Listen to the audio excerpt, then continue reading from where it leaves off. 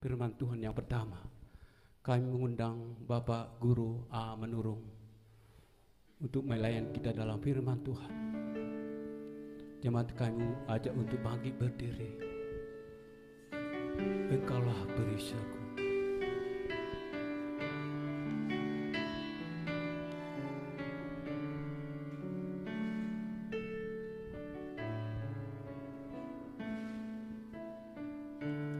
Engkaulah perisaiku saat badai hidup menerpaku. Firman-Mu di dalamku, tenangkan jiwaku, Engkaulah perisaiku. Engkaulah perisaiku saat badai hidup menerpaku. Firman-Mu di dalamku, tenangkan jiwaku, bukan berdiri di tengah badai, dalam kekuatan yang Kau berikan. Sampai kapanku bukan bertahan, karena Yesus selalu menopang. Bukan berdiri di tengah badai, dalam kekuatan yang Kau berikan. Sampai kapanku bukan bertahan, karena Yesus selalu menopang hidupku. bukan berdiri. Haleluya. Bukan berdiri di tengah badai, dalam kekuatan yang Kau berikan. Sampai kapanku bukan bertahan, karena Yesus selalu menopang hidupku. Kita jemaat bersilakan duduk kembali.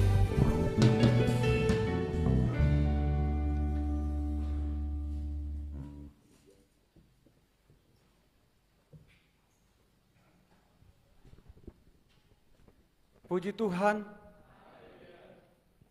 Bapak Ibu Saudara yang kekasih di dalam nama Tuhan Yesus Kristus, puji syukur kita panjatkan kepada Tuhan pada saat hari ini atas segala kasih dan kemurahan yang telah memimpin dan menyertai langkah kehidupan kita. Hari lepas hari Tuhan menyertai di dalam segala perjalanan kita ini. Semuanya adalah karena kemurahan-Nya, karena kasih-Nya di dalam segala kehidupan kita ini. Maka layaklah kita sembah Dia, kita puji hari ini kekal sampai selama-lamanya. Haleluya. Saya sedikit akan membacakan firman Tuhan yang saya ambil dari surat kiriman Rasul Paulus kepada jemaat yang ada di Roma. Roma pasal yang ketiga. Roma pasal yang ketiga, kita mulai dengan ayat yang ke-23 dengan 24. Demikian firman Tuhan. Roma pasal yang ketiga ayat 23 dan ayat yang ke-24, demikian firman Tuhan. Karena semua orang telah berbuat dosa dan telah kehilangan kemuliaan Allah, dan oleh kasih karunia telah dibenarkan dengan cuma-cuma karena penebusan dalam Kristus Yesus. Haleluya. Bapak, Ibu, saudaraku yang kekasih di dalam nama Tuhan,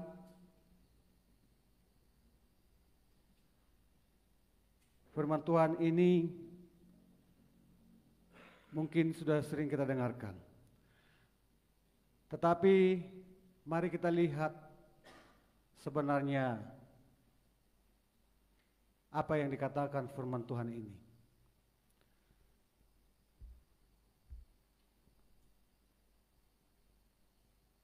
Pada saat manusia itu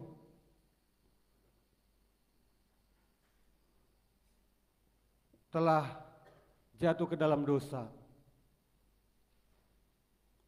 sehingga kemuliaan Allah hilang.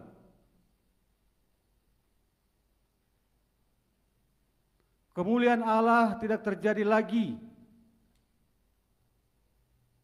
terhadap manusia. Sebenarnya apa sih sebenarnya kemuliaan itu?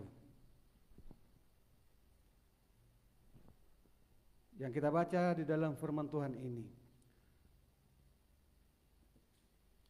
Dan telah kehilangan kemuliaan Allah.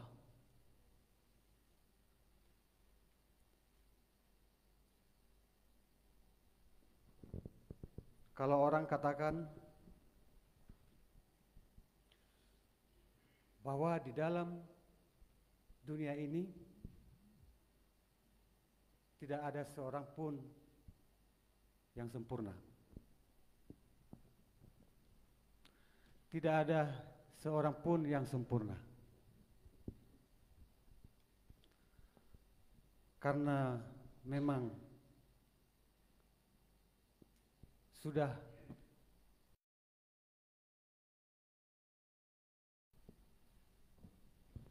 kemuliaan Allah adalah hadirat, penguasaan dan pimpinan daripada Allah sendiri.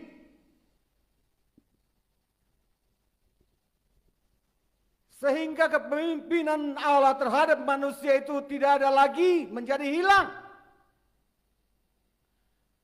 Dan manusia itu menjadi sesuka hatinya, semaunya, apapun dia lakukan, tanpa pimpinan daripada Allah sendiri. Kebebasan yang terjadi. Apakah itu suatu kemerdekaan yang dia terima? Apakah saudara dan saya mau di dalam kebebasan itu terjadi tanpa ada pimpinan, tanpa ada koridor yang akan mensekat-sekat kehidupan dan perjalanan kita?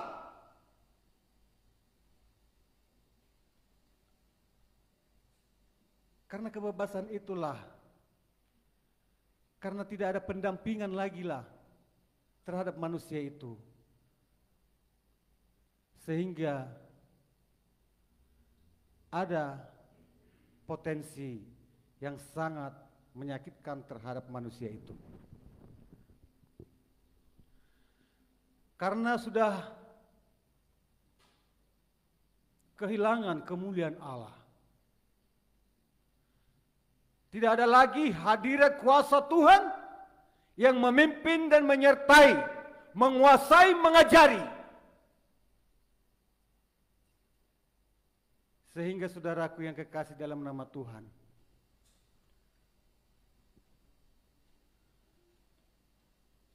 Allah membuat suatu rencana. Karena kita tahu, Bapak Ibu saudaraku yang kekasih, di dalam ayat yang selanjutnya ini dikatakan, dan oleh karena kasih karunia telah dibenarkan dengan cuma-cuma karena penebusan dalam Kristus Yesus. Allah merasa kasihan, kasihan kata dasar kasih. kasih. Bapak Ibu Saudara yang kekasih dalam nama Tuhan, kalau saudara merasa kasihan terhadap seseorang, perasaan saudara bagaimana? Ada keinginan hati, ada perasaan yang sangat mendorong memberikan sesuatu kepada yang kita kasihi. Pengertian kasih ini sangat luas. Sangat luas. Tapi saudara-saudaraku yang kekasih, yang paling mendasar di dalam kasih ini, menurut daripada firman Tuhan, adalah suatu hati yang betul-betul mengerti. Demikianlah saudaraku yang kekasih dalam nama Tuhan, Allah melihat kondisi dan setiap kehidupan manusia itu, sehingga belas kasihan daripadanya supaya manusia itu masuk ke dalam suatu kesempurnaan di dalam segala kehidupannya. Maka Allah melihat bahwa sesungguhnya itulah yang terjadi, yang kita lihat, yang kita baca di dalam firman Tuhan ini, sehingga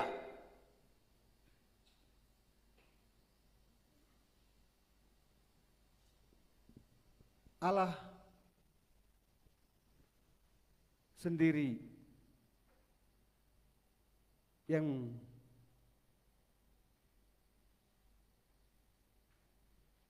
memberikan suatu pembenaran.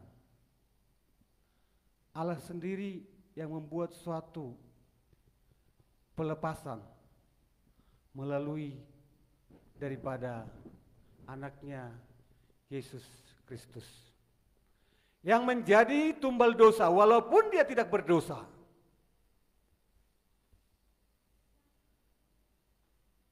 Saudara-saudara yang kekasih dalam nama Tuhan, kita mau lihat, kita mau renungkan suatu pemberian terhadap manusia yang sungguh sangat-sangat besar sekali.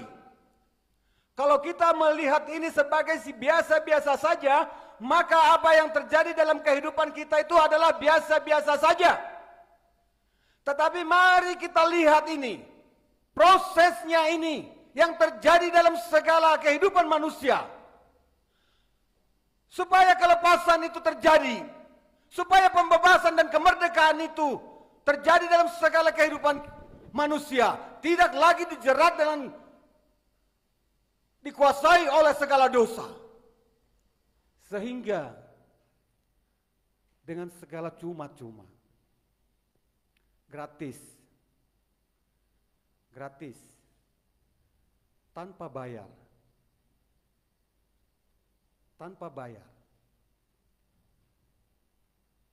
Bapak Ibu Saudara, kita lihat perasaan saudara.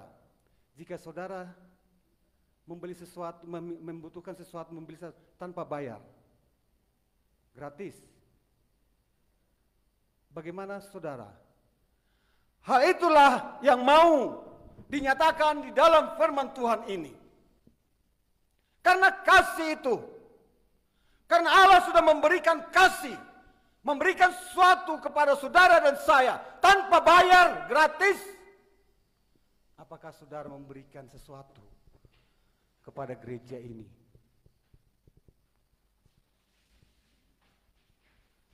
Apakah saya memberikan sesuatu kepada pekerjaan gereja ini?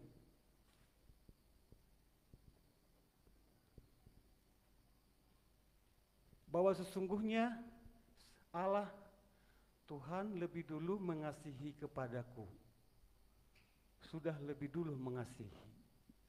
Sidang jemaat di sini bagaimana mengasihi saudaramu, bagaimana mengasihi jemaat, bagaimana mengasihi hamba-hamba Tuhan.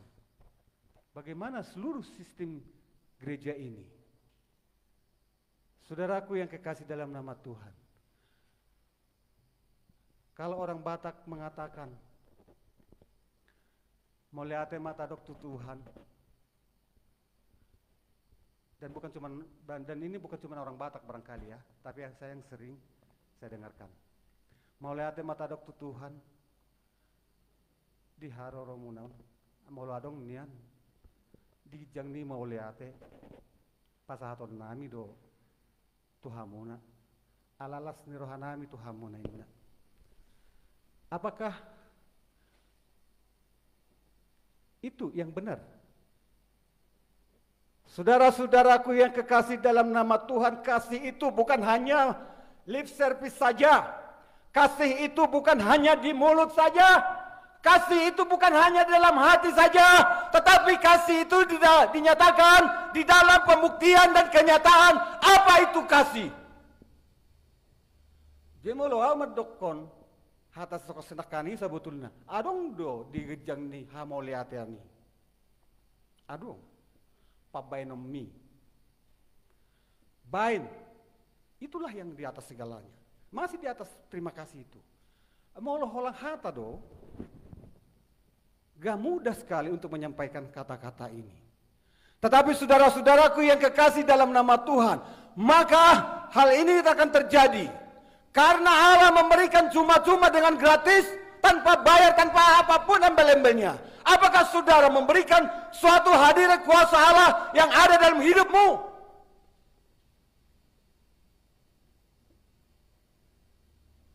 Tapi saudaraku yang kekasih pasti ingat,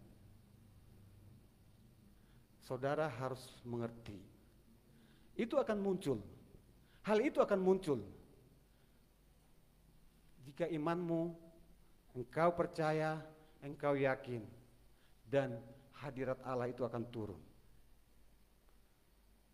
Hadirat Allah itu akan turun. Bahwa sesungguhnya sebenarnya melakukan yang baik ataupun menolong orang bijak mengatakan bahwa membantu orang sedikit merasa bahagia. Jika kita membantu orang, kita akan merasa bahagia. Kita akan merasa bahagia. Dan itu akan menjadi lompatan. Dan itu akan menjadi lompatan untuk memperbaharui sistem yang ada dalam kehidupan tubuh kehidupan kita ini menjadi suatu kebenaran. Benarlah kata orang Batak, sebetulnya hacit mulat majalo, kumacitan mulat mangalean. Kalau saudara membutuhkan sesuatu, meminta kepada seseorang, tetapi tidak akan diberikan karena hal-hal alasan sesuatu apapun, mungkin saudara akan sakit hati. Aduh, padahal itu membutuhkan, saudara membutuhkan. Tetapi Bapak Ibu saudaraku yang kekasih dalam nama Tuhan, pada dasarnya, kalau kita kan, makanya saya bilang, memberikan kebahagiaan kepada seseorang akan menjadi suatu lompatan. Jadi jika saudara memberikan kepada seseorang tidak diterima, sakit hati, benar. Kalau memang itu saudara serius, tulus, alai molol hanya si palesem do, pura-pura, songonon, ngamang kamu, ngapain dang pola, HP malero, kan? Karena pura-pura. Tapi saudara-saudaraku yang kekasih dalam nama Tuhan, kebahagiaan orang terjadi dalam segala kehidupannya. Jika saudara akan memberikan sesuatu kepada seseorang yang membutuhkan, maka harapan hidup saudara, kebahagiaan dalam hidup saudara akan terjadi. Bahwa sesungguhnya kebahagiaan itu akan muncul. Una kolang majalo. Kalau memang pada dasarnya, coba saudara nikmat, rasakan. Coba kamu kalau saudara belum pernah merasakannya, saudara memberi akan menjadi kebanggaan. Apalagi diumumkan. Tapi bukan itu yang dimaksud, karena kebanggaan pribadi itu. Tapi saudara-saudaraku yang kekasih dalam nama Tuhan, kasih itu yang muncul dalam segala kehidupan saudara, jika saudara memberikan dengan segala ketulusan dan segala kerendahan hati, karena ada hadirat kuasa Allah. Karena Allah sudah melepaskan, mengangkat kita dari segala kelemahan, dari segala dosa, dari segala lumpur dosa. Sehingga kesempurnaan akan terjadi dalam hidup saudara jika saudara memberikan dengan segala suatu kasih. Apa itu sebenarnya kasih itu? Itu adalah termasuk buah-buah roh. Ada di situ. Jadi bukan hanya kata-kata. Saya hamba Tuhan hanya saya kata-kata untuk menyampaikan seperti gini. Tidak bisa. Ada istri hamba Tuhan di sini tidak memberikan dengan segala perbuatan, dengan segala macam, tidak bisa. Saya guru Injil di sini, Bapak Sintua hamba Tuhan, hanya dengan kata-kata, dengan mudahnya mengatakan membuat suatu seperti ini tanpa perbuatan, tidak baik. Bapak Ibu saudaraku yang kekasih dalam nama Tuhan, didorong dari segala apa yang terjadi. Sudah 1/4 jam karena ada kami janji. Jadi saudaraku yang kekasih dalam nama Tuhan, kasih itu yang diberikan Allah kepada kita adalah gratis dan cuma-cuma. Implikasinya apa? Terhadap kehidupan kita. Apakah kita hanya menerima kasih itu? Apakah kita hanya menerima begitu saja cuma-cuma gratisan? Tetapi Allah yang bermaksud, sehingga Allah menurunkan Yesus dalam dunia ini untuk melepaskan. Bermaksud bertujuan supaya kita semua juga sama seperti Tuhan mengasihi dan memberikan segala kasih dalam segala kehidupan kita. Bapak Ibu saudaraku yang kekasih dalam nama Tuhan, kasihilah orang tuamu, sayangilah keluargamu, sayangilah istrimu, sayangi suamimu, sayangi semua kita, sehingga dalam kehidupan kita terjadilah kehidupan hadirat kuasa kemuliaan Allah terjadi. Terpuji termulia nama Tuhan dari hari ini kekal sampai selama-lamanya. Haleluya. Amin.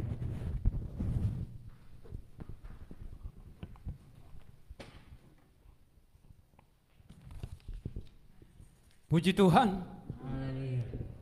Tibalah saatnya kita mendengarkan firman Tuhan yang terakhir, yang melayani kita Bapak Gembala kita, sekaligus mengakhiri ibadah ini dan menyampaikan doa berkat bagi kita semua.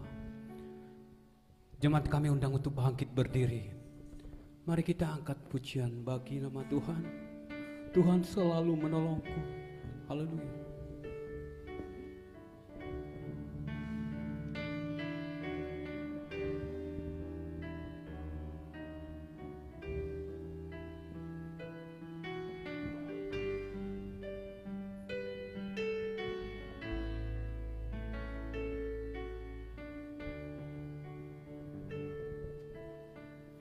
Musim akan selalu berganti,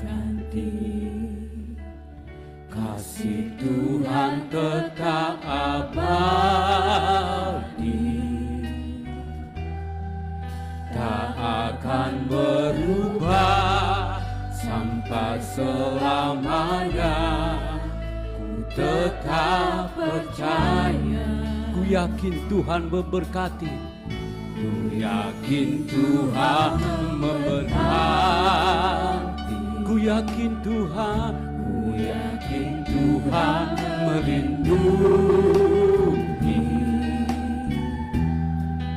Burung di udara Tuhan pelihara, karena kasih-Nya Tuhan selalu menolongku.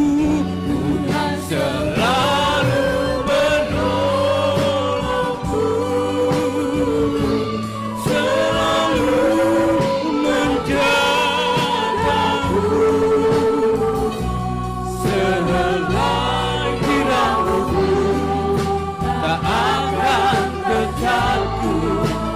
tanpa seizin. Tuhan selalu menolongku, Tuhan selalu menolongku, selalu menjagaku. Dia menyenangkanku dan peliharaku seumur hidup. Tuhan selalu menolongku, Tuhan selalu menolongku, selalu menjagaku, selagi rambutku akan terjatuh tanpa seizinku. Tuhan selalu menolongku, selalu menjagaku. Dia menyenangkanku dan peliharaku seumur hidup.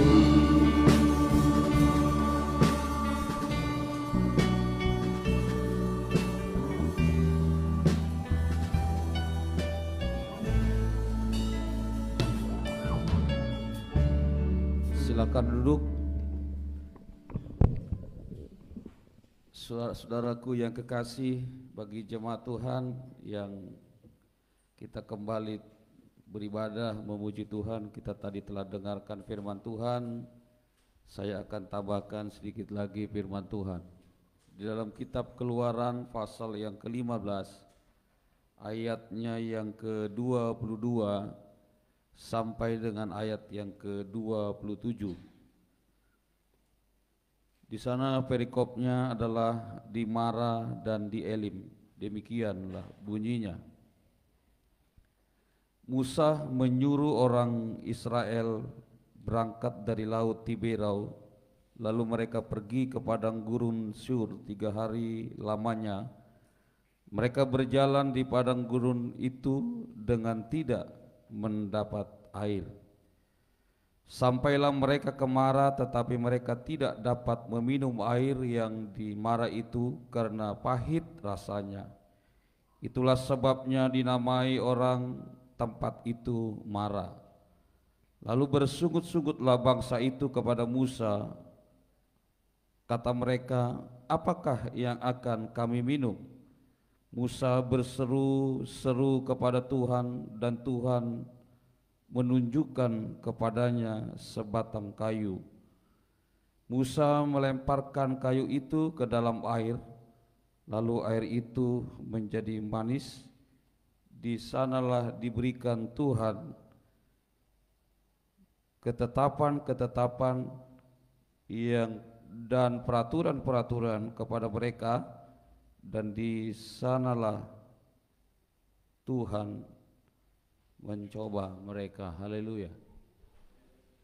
Bapak Ibu Saudara yang kekasih, firman Tuhan yang kita bacakan tadi adalah satu kisah perjalanan bangsa Israel yang mereka keluar dari tanah Mesir dipimpin oleh Musa untuk mencapai kepada satu tujuan, yaitu tanah Kanaan.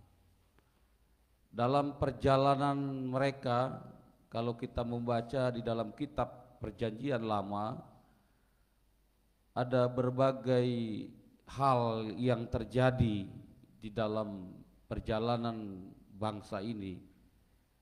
Yang kalau pertama kita lihat, sebelum mereka di tempat di pegunungan Syur itu, mereka telah melewati danau atau laut mati, atau yang kita bacakan tadi Tiberau.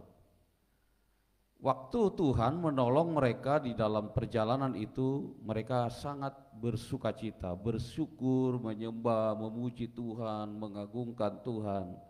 Ketika mereka ditolong di sana, kayaknya tidak ada yang kurang. Mereka bersukacita berterima kasih kepada Tuhan. Tetapi ketika selesai mereka melewati laut mati itu, Musa mengajak untuk naik kepada pegunungan Syur itu, maka Alkitab menceritakan kepada kita setengahlah 3 hari mereka tidak menemukan air, mereka haus. Waktu pertama mereka masih bersuka cita, tetapi kedua mereka mengalami kekeringan di pegunungan ini. Dan setelah 3 hari mereka ada di pegunungan ini, lalu mereka tiba di Mara, lalu mereka lihat ada air. Tetapi air di Mara itu rasanya pahit. Ya mungkin waktu mereka melihat daerah Mara itu, mereka sangat bersuka cita. Wah, ini kami akan puas. Tetapi justru air yang mereka temukan di Mara itu adalah air yang pahit. Saudaraku yang kekasih, seringkali dalam perjalanan iman kita, ya, kita akan diperhadapkan kepada berbagai hal yang terjadi seperti bangsa Tuhan yang dipimpin oleh Musa ini. Mereka ada di Mara, air itu menjadi pahit bukan karena dosa mereka, bukan karena kesalahan mereka, tetapi justru itulah letak geografis jalan yang harus mereka lalui. Sebab tidak ada jalan lain karena Musa harus memimpin di jalan itu. Nah saudaraku, seringkali memang dalam perjalanan kita hidup ini, mengiring Tuhan ini, kita seringkali diperhadapkan kepada air yang pahit. Mara itu artinya adalah pahit, susah, sulit. Itu sebabnya ketika keluarga Ruth, Naomi, ketika mereka pulang dari Moab, dia kembali ke Bethlehem Yehuda. Lalu Ruth berkata, Naomi berkata, jangan sebut lagi aku, karena Ruth itu artinya cantik, tapi jangan sebut lagi aku itu, sebutlah aku Mara, sebab aku telah mengalami kehidupan yang pahit. Karena memang betapa pahit saudaraku, karena anak 2 Mahlon dan Kilon itu mati, dan suaminya juga Elimelek mati. Dia seorang diri yang hanya ada mantu yang bernama Ruth dari orang kafir, orang Moab. Nah saudara, dalam kehidupan perjalanan iman ini saudaraku yang kekasih, yaitu harus kita lalui. Tidak ada yang luar biasa di situ. Saya pikir biasa saja itu. Karena memang namanya orang hidup pasti mengalami suka dan duka. Kita juga nggak fair juga kadang-kadang hidup ini kalau kita mau enak terus. Kalau kita makan yang manis terus, lama-lama kita apa? Bisa penyakit, diabetes juga kan, terlalu manis. Nah justru ada manis, ada pahit, ada suka, ada duka, ya. Ada sesuatu yang seperti perjalanan saya lihat di sini, mereka di waktu di Mara mereka merasa pahit. Ya kan, ketika mereka berjalan terus lagi dipimpin, mereka bersungut-sungut kepada Musa. Mereka bersungut-sungut. Nah ketika mereka bersungut-sungut kepada Musa juga kemana Musa mencari solusi? Tentu, ya, contohnya kami lah hamba-hamba Tuhan ini. Kalau jemaat punya masalah, bisa minta tolong kepada kami. Tolong Amang doakan. Nah itu enggak apa-apa. Nah kalau kami ada masalah, kemana kami? Apa kami ke jemaat, tolong Inang doakan saya? Itu enggak salah juga sih. Tapi kan sebetulnya kalau Musa tidak berkata kepada orang-orang bangsa itu, ya bagaimana solusinya? Tapi apa yang dilakukan oleh Musa, dia akan berseru kepada Tuhan. Dia berdoa, dia berkata, Tuhan, bagaimana cara mengatasi keadaan ini, situasi ini? Dan Tuhan berkata, Musa, lihat di situ ada sepotong kayu. Dan Musa mengambil kayu itu, dan Musa melemparkan kayu itu kepada air itu. Maka air itu menjadi apa rasanya? Coba saya mau tanya dulu kepada semua yang hadir di sini. Menjadi apa rasa air itu? Coba ngomong sama kawannya, manis. Manis tuh. Kayu sepotong bisa bikin air manis. Apakah kayu ini kayu manis? Saya buka di ensiklopedia Alkitab, kayu itu justru rasanya pahit loh saudara. Ketika saya baca, kenapa? Apakah kayu itu yang membuat air itu manis? Tidak. Kayu itu bukan kayu bajaka yang di Kalimantan, bukan kayu manis yang bisa, tetapi kayu itu dikatakan di dalam penelitian itu kayu itu pahit. Ya, pahit saudara. Kalau saudara gigit kayu yang dilemparkan Musa ini kepada air yang dimarah itu, kayunya pahit. Nah, saya coba-coba cari ya kan untuk mendukung khotbah ini. Kalau min kali min apa hasilnya? Plus, belum berubah kan? Kalau min kali plus hasilnya min. Min plus kali plus hasilnya plus. Kenapa min kali min hasilnya? Min kali min hasilnya apa? Plus. Jadi penderitaan tambah penderitaan hasilnya sukacita.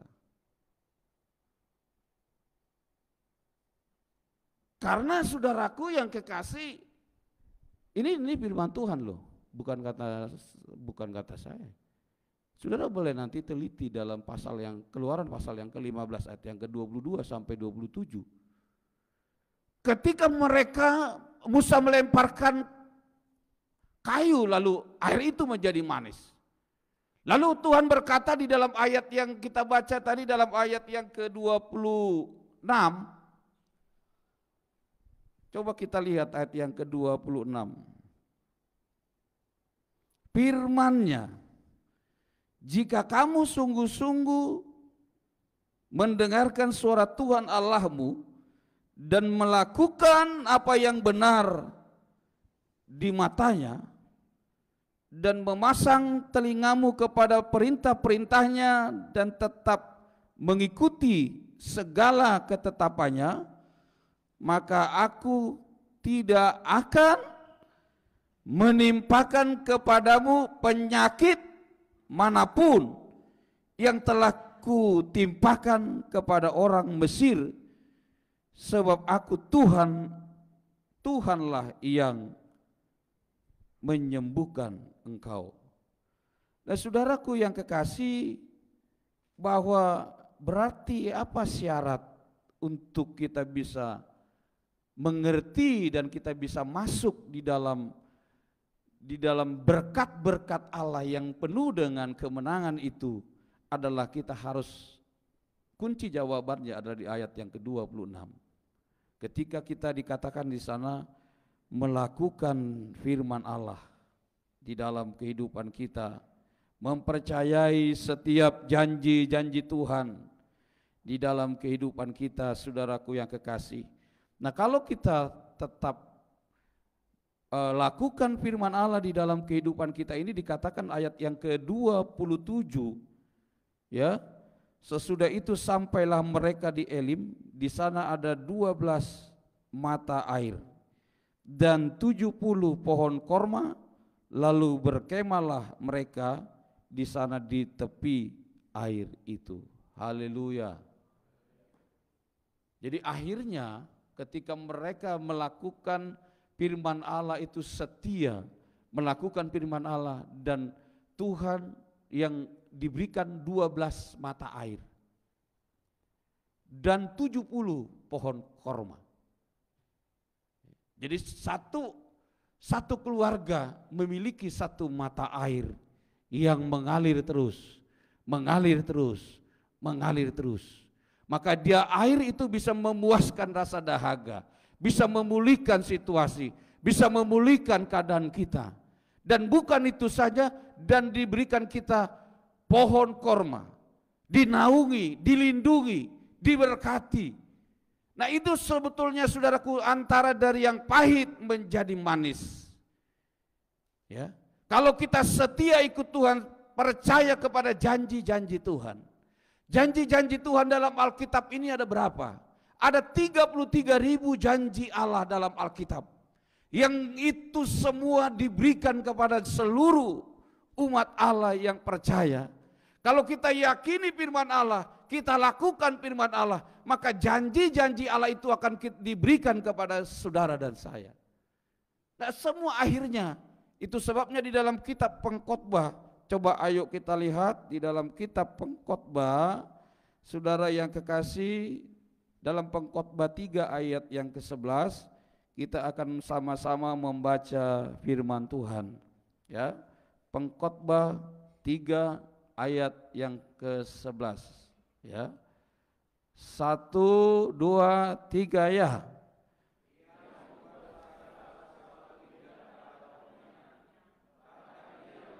Kekekalan dalam hati mereka, tetapi manusia tidak dapat menyelami pekerjaan yang dilakukan Allah dari awal sampai akhir. Saudaraku, Allah senantiasa selalu memberikan hal terakhir, hal yang terbaik. Dia dikatakan ia akan membuat segala sesuatu indah pada waktunya. Bukan waktu kita, waktunya Tuhan. Saat momen itu pasti dia buat menjadi indah. Mungkin sekarang kita berpikir ini masalah, ini kesulitan, ini penderitaan. Tetapi bertahan, bersabar. Justru Paulus berkata, ketika aku lemah maka aku kuat. Kan seolah-olah paradoks. Ada satu paradoks kebenaran tapinya. Paradoks yang bertentangan, bagaimana kita ketika kita lemah kita kuat? Bagaimana ketika kita sulit, tetapi dikatakan kita harus bersukacita? Nah saudaraku yang kekasih, ini kita tidak bisa analisa dengan logika kita sebagai manusia. Ini hanya bisa dipahami oleh orang-orang yang mengerti firman, yang hidup di dalam firman, yang hidup di dalam tuntunan daripada Allah. Dia akan membuat sesuatu indah. Nah mungkin ada pepatah mengatakan berenang bersakit-sakit, berenang-renang ke tepian, apa namanya? Berakit-rakit ke hulu, berenang-renang ke tepian. Lalu mau nggak sakit-sakit dahulu? Saya nggak mau Saya maunya senang-senang dahulu, senang-senang kemudian. Itu nggak fair juga, betul nggak? Ya kita harus fair dong, ya kan? Jangan seperti Ayub berkata kepada istrinya apa? Ayub istrinya berkata, Ayub kutukilah Allahmu itu. Ayub berkata apa? Masa kita maunya yang baik saja? Ya kan? Masa yang baik saja yang kita mau? Nah kalau saudaraku, Ayub di sini mengerti dia, sehingga dia berkata bahwa karena dia tahu jalan hidupku, maka aku apabila ia menguji aku, maka aku akan timbul seperti emas. Jadi orang mengalami justru keaslian kita jadi jemaat ini, menjadi pengikut Yesus adalah ketika kita diperhadapkan kepada masalah kesulitan. Di situ kita akan jelas siapa kita, apakah kita kayu, apakah kita jerami, apakah kita emas? Ketika dimasukkan kepada api, kadar emasnya itu berapa karat? Di situ buktinya. Sama dengan akhir zaman, gereja akan diperhadapkan kepada tantangan yang berat. Di sini, saudaraku, jemaat antara kambing dengan domba, kan ada pemisahan. Mana jemaat yang benar-benar setia, mana jemaat-jemaat yang sudah sungguh-sungguh ikut Tuhan, atau mana jemaat yang hanya asal-asalan saja. Itu yang membuat itu apa? Yang menguji itu apa? Tuhan akan buat satu bentuk screening untuk melihat seperti penampi ibu-ibu di kampung di Samosir sana. Kalau dia ingin mau masak, dia harus tampi dulu beras. Ya kan? Ditampi dulu beras itu. Ditampi, cara menampi diangkat, dilempar-lemparkannya beras itu ke atas. Mana yang beras dia akan jatuh, mana yang gabah dia akan keluar. Kan harus ada angin yang membuat, yang memisahkan mana yang domba, mana yang kambing, mana yang benar, mana yang baik, mana yang putih, mana yang hitam. Saudaraku yang kekasih, kita pasti diperhadapkan kepada masalah-masalah dalam kehidupan ini. Nah mungkin tahun 2019 kita berkata puji Tuhan, haleluya, Tuhan itu baik, Tuhan itu luar biasa. Tahun 2020 ekonomi merosot, COVID-19, virus di mana-mana, kita kerja dipecat, usaha kita bangkrut. Tahun 2021 saya percaya Tuhan akan memulihkan keadaan kita. Haleluya. Tahun 2021 adalah kita masuk kepada Elim. Bukan dimarah terus. Bukan pahit terus. Karena memang satu kali Tuhan akan membawa kita. Jadi saudaraku yang kekasih, berjalanlah terus. Tidak perlu masalah datang masalah silih berganti, tetapi apabila ada Yesus di dalam perahu itu, apabila ada Tuhan di dalam rumah tangga kita, dalam bahtera kehidupan kita, percayalah saya, kita akan dibawa kepada satu pelabuhan yang penuh dengan berkat dan kemuliaan. Jangan berhenti, jangan stop di jalan, di tengah jalan. Saudaraku, masalah akan datang silih berganti dalam kehidupan kita. Tetapi dari Mara kita sekarang menuju kepada Elim. Karena di Elim, di sana kita akan menerima berkat Tuhan. Di sana kita akan menerima hal-hal yang Tuhan akan berikan kepada kita di dalam kehidupan kita. Saya percaya itu. Ya, karena kalau kita lihat saudaraku yang kekasih, sejarah mencatat bahwa orang-orang yang benar itu orang-orang keturunan orang benar itu orang-orang yang perkasa di bumi. Bukankah ada satu penelitian di Amerika, keturunan orang benar itu antara generasi pertama dengan generasi kelima dan generasi bandar narkoba, dari generasi pertama sampai generasi selanjutnya, hasilnya orang-orang anak-anak Tuhan yang setia ikut Tuhan, keturunan generasi kemudian adalah orang-orang yang penemu, ahli, para penulis, ya. Mereka sangat diberkati, luar biasa.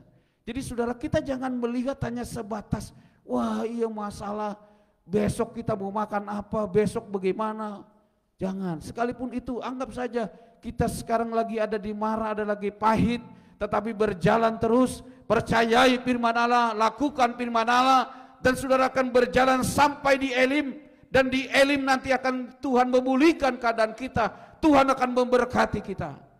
Di situ kita akan bersorak-sorai dan kembali memuji-muji Tuhan. Tapi namanya perjalanan saudara.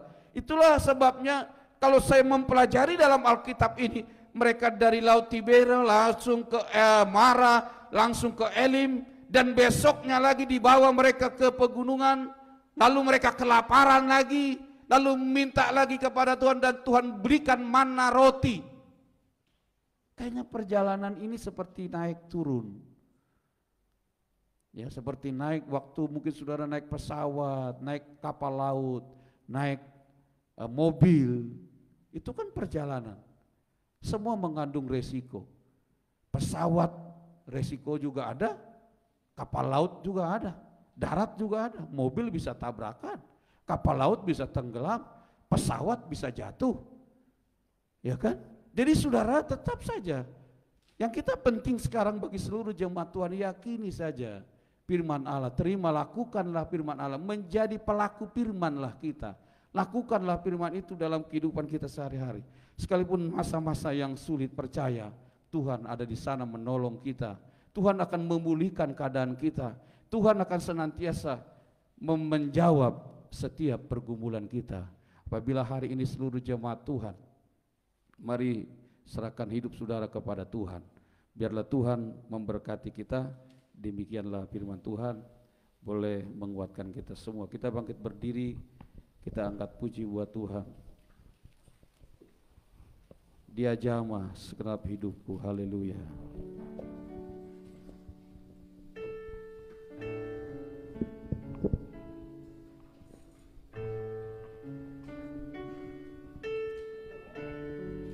Haleluya, haleluya.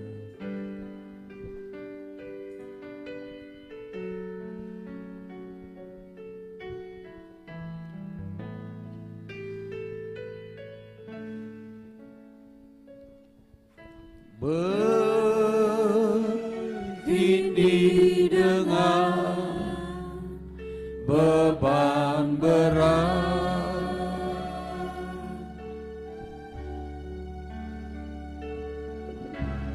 dosa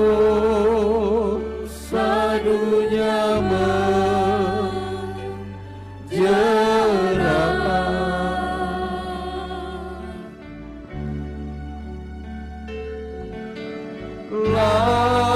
lalu ku datang pada Yesus.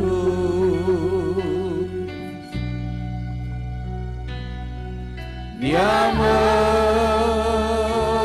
memberikan hidup kekal, bertindih dengan beban berat, bertindih dengan beban berat,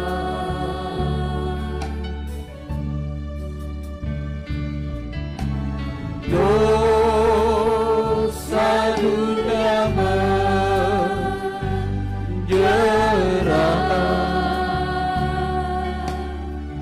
Lalu ku datang pada Yesus. Mari angkat tangan buat Tuhan.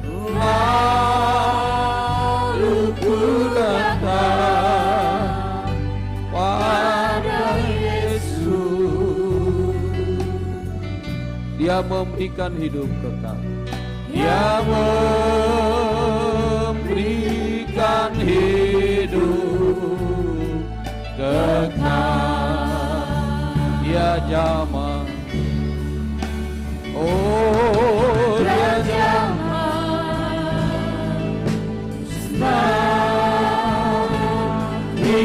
hidupku dan beri damai, dan beri damai di hatiku.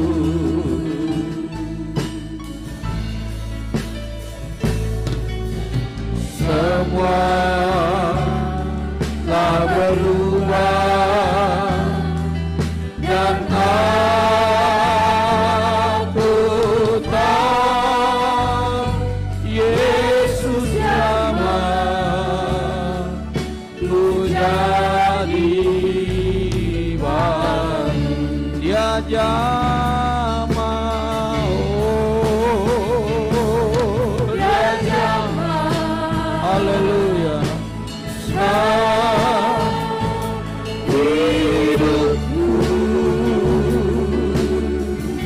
Dan beri damai, dan beri damai di hatiku.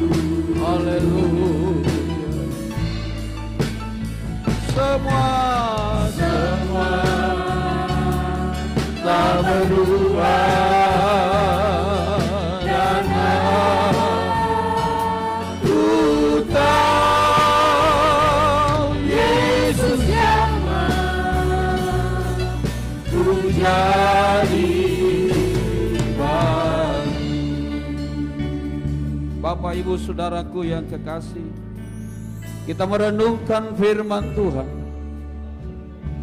Ketika kita berada di mara, dalam situasi yang sulit, yang pahit, penderitaan yang silih berganti, tapi percaya saudaraku, kita akan tiba di Elim, di mana di sana ada 12 mata air, ada 70 pohon korma yang Tuhan sediakan.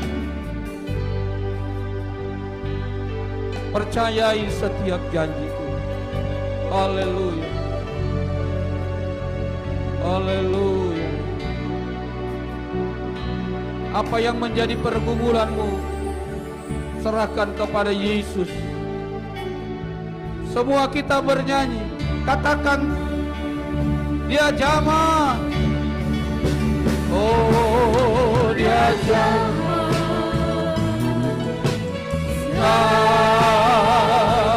Hidup dan beri damai. Mari angkat tangan dua-dua. Dan beri